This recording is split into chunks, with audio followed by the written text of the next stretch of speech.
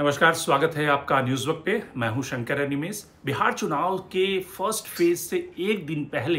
राहुल गांधी ने अपना hydrogen bomb फोड़ दिया, जो कि हरियाणा चुनाव में धांधली को लेकर किया गया। राहुल गांधी के हिसाब से जो हरियाणा चुनाव में किस तरह से चुनाव को मैनिपुलेट किया गया, उसमें मुख्य जो बातें थी वो 4 बातें थी। पहली बात ये थी कि 25 लाख जो हरियाणा चुनाव में वो फेक वोटर हैं, हरियाणा के चुनाव में जिन्होंने फेक वोटर का इस्तेमाल किया गया। दूसरा कि कई जगहों पे डुप्लीकेट फोटो का इस्तेमाल किया गया, जो तकरीबन 1,24,000 फेक फोटो का इस्तेमाल करके वोट डाले गए, जिसमें कि उन्होंने एक उदाहरण दिया कि एक ब्राजीलियन मॉडल है, वो करीब अलग अलग बूथों पे 22 बार मतदान करती है। इसके अलावा जो तीसरा पक्ष था वो कि किस तरह से वोटर डिलीशन हुए कि 3.5 लाख जो वोटर है वो वोटर लिस्ट से हटाए गए। और चौथी बात जो इलेक्शन कमीशन का जीरो हाउस का जो फार्मूला था उसको राहुल गांधी ने धो दिया। उन्होंने कहा कि इलेक्शन कमीशन ने जो पिछले जब उन्होंने महादेवपुरम की बात उठाई थी, उसको लेकर इलेक्शन कमीशन ने कहा था कि जो लोग सड़कों के नीचे, पुल के नीचे जो बेघर हैं, जो रहते हैं इन घरों में जहाँ पे वो रात गुजारते हैं और फिर वोट डाल के गायब हो जाते हैं या फिर उसी घर में आ जाते, वो सारे जीरो हाउस का उन्हें संज्ञा दी गई है। राहुल गांधी ने उस थ्योरी को भी एक तरह से काउंटर किया। अब राहुल गांधी के जो 4 मुख्य तर्क हैं कि किस तरह से हरियाणा के चुनाव में, जो कि बहुत ही क्लोज कॉन्टेस्ट था, जहां पे बीजेपी ने जीत हासिल की है, जहां पर सिर्फ 22,000 वोटों का फासला था हार और जीत के बीच में, वहां पर बीजेपी ने किस तरह से मैनिपुलेट करके उस चुनाव को जीता है। और वो जो मैनिपुलेशन है वो सेंट्रलाइज्ड, यानी कि इलेक्शन कमीशन के एक तरह से सेंट्रलाइज स्कीम के जरिए किया गया है, जिसमें कि फेक फोटो का इस्तेमाल किया गया, वोटर लिस्ट से डिलीशन हुआ, किस तरह से वहाँ पे इसके अलावा जो जिसको कहते हैं कि एक ही व्यक्ति अलग अलग जगहों पर अलग अलग उम्र और उसके साथ वोट डाल रहा है, इसके जरिए बीजेपी ने वहाँ पे सत्ता हासिल की है। यानी कि एक मैन्युफैक्चर्ड जनमत और किस तरह से वोटर डिलीशन और किस तरह से फेक तरीके से हरियाणा में बीजेपी ने चुनाव जीता है। अब उसके काउंटर में जो सरकार की तरफ से प्रेस कॉन्फ्रेंस हुआ, जो किरण रिजिजू जो पार्लियामेंट्री अफेयर्स मिनिस्टर हैं, उन्होंने जो प्रेस कॉन्फ्रेंस की, उसमें उन्होंने किरण रिजिजू ने 2-3 बातों का उल्लेख किया। उन्होंने राहुल गांधी को काउंटर किया कि भाई, जब हर एक पार्टी के पोलिंग एजेंट होते हैं जिनके पास में ये वोटर लिस्ट होती है, उन्होंने क्यों नहीं, उनके पोलिंग एजेंट ने क्यों नहीं आइडेंटिफाई किए ये फेक वोटर को, या फिर जिनके फोटो अलग अलग हैं, जो अलग अलग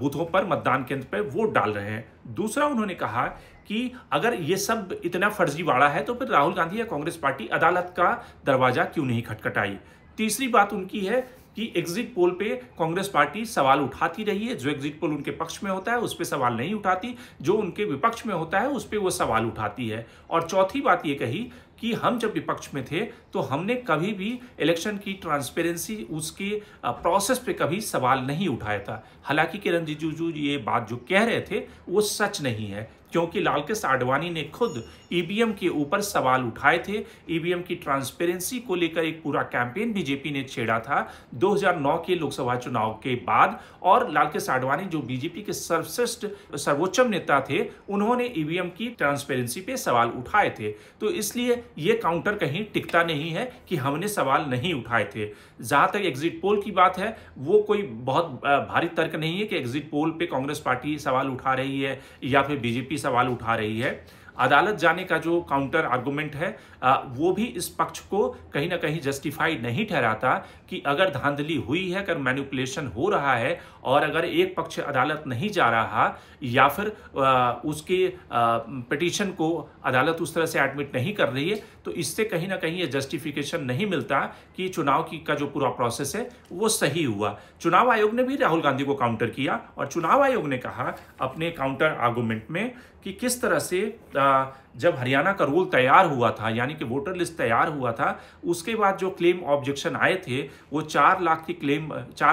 से ज़्यादा क्लेम ऑब्जेक्शन आए थे, जिसको निपटारा किया गया और अदालतों में सिर्फ 22 या 23 पिटीशन चुनाव को लेकर, हरियाणा चुनाव को लेकर पड़े हुए हैं। लेकिन 22 या 23 पिटीशन बहुत ज़्यादा होते हैं। इससे तो जब 7 या 8 सीटों का ही फासला बीजेपी और कांग्रेस की सीटों में था, तो 23 पिटीशन अगर पड़े हुए हैं तो इससे तो पूरी सरकार बदल सकती थी और कांग्रेस की सरकार आ सकती थी। तो इसलिए जो चुनाव आयोग का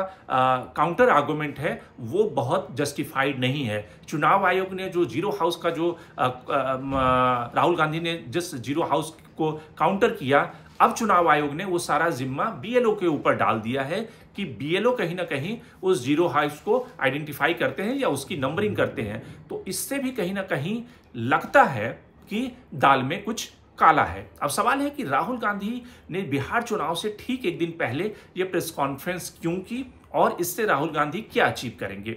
सबसे बड़ी बात है कि जिस तरह से राहुल गांधी एक तैयारी करके लगातार कर्नाटक के चुनाव या फिर महाराष्ट्र के चुनाव के बाद वो लगातार ये कह रहे थे कि उनके पास एक हाइड्रोजन बम है और वो सही समय पर फोड़ेंगे। राहुल गांधी को ये लगा होगा कि बिहार चुनाव के ठीक एक दिन पहले ये सबसे सही समय है कि वोटर के दिमाग में, जो यंग वोटर है उसके दिमाग में ये बात बिठाने के लिए जायज़ है कि आप कहीं भी वोट दो, आपके वोट को रजिस्टर नहीं होगा, क्योंकि इलेक्शन कमीशन में ऊपर से ये फर्जीवाड़ा चल रहा है और अगर आप वोट देते हो उससे नतीजे तय नहीं होंगे। जीतना जिसको इलेक्शन कमीशन चाहेगा उसको जितवाएगा। तो कुल मिलाकर एक सिस्टम पूरी तरह से मैनेज्ड है, ये दिखाने के लिए ठीक बिहार चुनाव से पहले, फर्स्ट फेज के वोटिंग से पहले राहुल गांधी ये जनता के दिमाग में बात बिठाना चाहते हैं। अब सवाल है कि राहुल गांधी को क्या इससे कुछ हासिल होगा। ठीक है,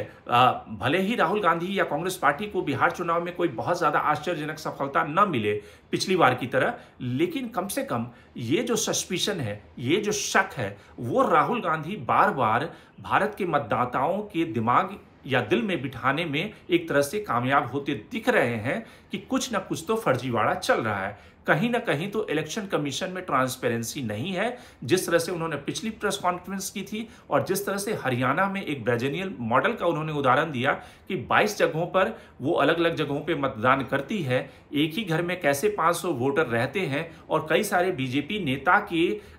एड्रेस पे 500 वोटर हैं, 100 वोटर हैं। तो कुल मिलाकर फर्जीवाड़ा चल रहा है और उसमें इलेक्शन कमीशन कहीं ना कहीं मूक दर्शक बना हुआ है। इलेक्शन कमीशन कह सकता है कि इसीलिए तो एसआईआर हो रहा है, लेकिन एसआईआर हो रहा है उससे पहले की जो कहानी है, जिन राज्यों में चुनाव हुए और एसआईआर भी क्या सही तरीके से, निष्पक्ष तरीके से होगा, क्योंकि बिहार में जिस तरह के आरोप लगे कि ढेर सारे वोटर लिस्ट से नाम गायब हो गए। अब कुछ लोग ये कहेंगे कि लेकिन कांग्रेस पार्टी या आरजेडी ने उस तरह की पिटीशन या काउंटर पिटीशन तो नहीं डाली, लेकिन कांग्रेस से आरजेडी का कहना है कि उन्होंने जो पिटीशन डाली वो बीएलओ या फिर जो इलेक्शन कमीशन के ऑफिसर हैं उनकी द्वारा रिजेक्ट कर दिया गया, उन्हें एडमिट नहीं किया गया। तो कुल मिलाकर ढेर सारे सवाल उठते हैं राहुल गांधी की प्रेस कॉन्फ्रेंस के बाद, और शायद भारत में चुनाव की निष्पक्षता के लिए ये जरूरी है कि इलेक्शन कमीशन साफ होकर राहुल गांधी के आरोपों का जवाब दे,